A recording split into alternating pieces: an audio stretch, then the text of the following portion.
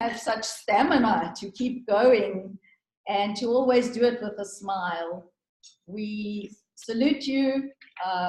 We want you to, to actually stand up and take the glory, because I know you don't. Too humble, okay? The Dutch are unbelievably humble. But yes, connected to all over the world. I caught a little bit of Pakistan early this morning, and it was unbelievable. And that is why we're doing things differently. We're not only going for countries where, you know, the norm is to have women rallying together. We are, we have a very big presence in the Middle East as well. And in, you know, currently 25 countries, and growing day by day, because we're different. So how are we different? So that you are able to share. Stop me if someone else comes on the screen. Can South Africa hear us? Yes, they can. Yes. Okay. Very emotional. They're still figuring out the something. So just keep on talking, and Tabella will arrive. I want to say sawubona to everybody. It's a beautiful Zulu greeting, which means I see you. And even though we can't see them, it has the deeper meaning of each and every one's voice needs to be heard. We see every single woman around the world. And that is what Female Wave of Change stands for. There's so many different passions amongst the women. And they range from women in the Netherlands. We have a professor who works out of Belgium, and her passion is working with displaced people, so the refugees, particularly in Syria. We have women who are at grassroots level empowering other women and teaching entrepreneurship. And I want to share with you today my passion and why I have invited Jeff as a speaker. I am one of those women who left the corporate world because I had no support. And I don't care who says anything. I've done the research. I did research for 3 years with Catalyst, and it measured women directors in listed companies. And from 1 year to the next, those women were not there when I reported on them. And it was a census, it wasn't a survey. So every single company had to participate. And I took it off track because I knew some of these women, and I said to them, what's happened? And they said, Tina, as women, we don't play games.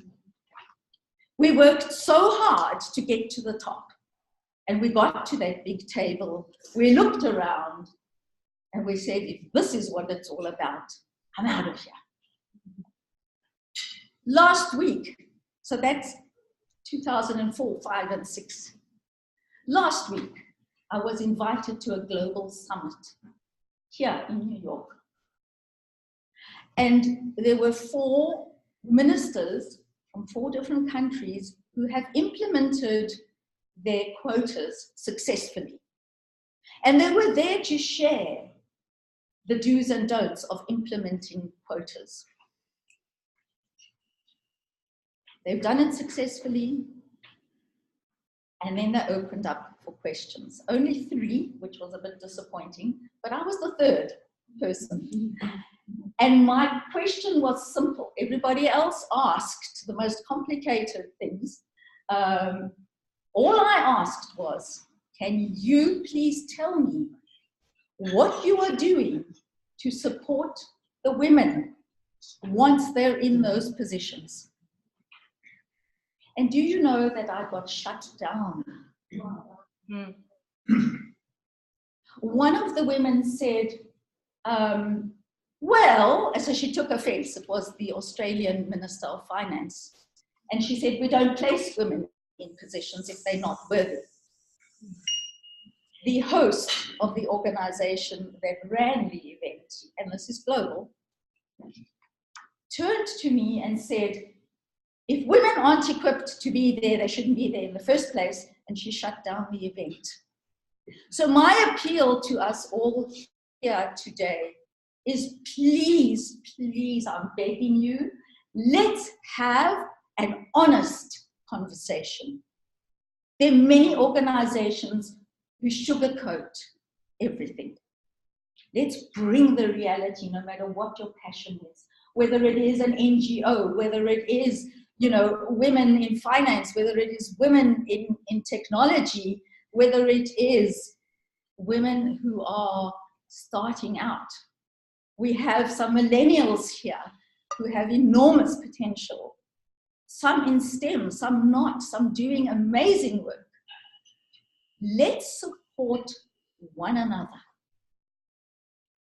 And if you can please change a slide for me, I want to just reflect on how in 1956, these two women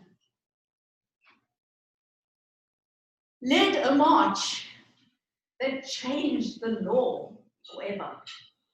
1956, ladies, no cell phones, no internet, no nothing.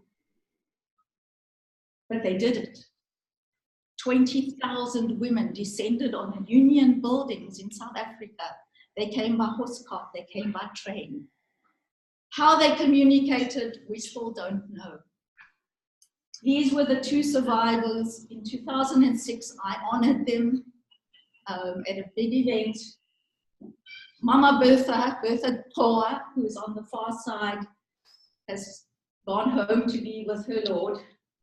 But Sophia Williams de Bruyn is still active.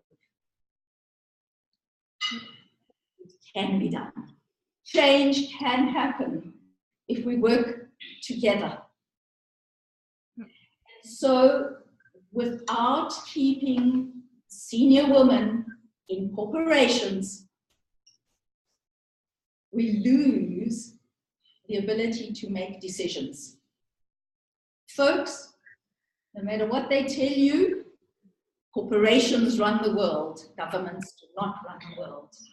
And that is why I've invited Jeffery, who is a gender strategist, who has dedicated years and years and has created a business around keeping women in important seats. And so with that, I'm going to hand over to Jeffery.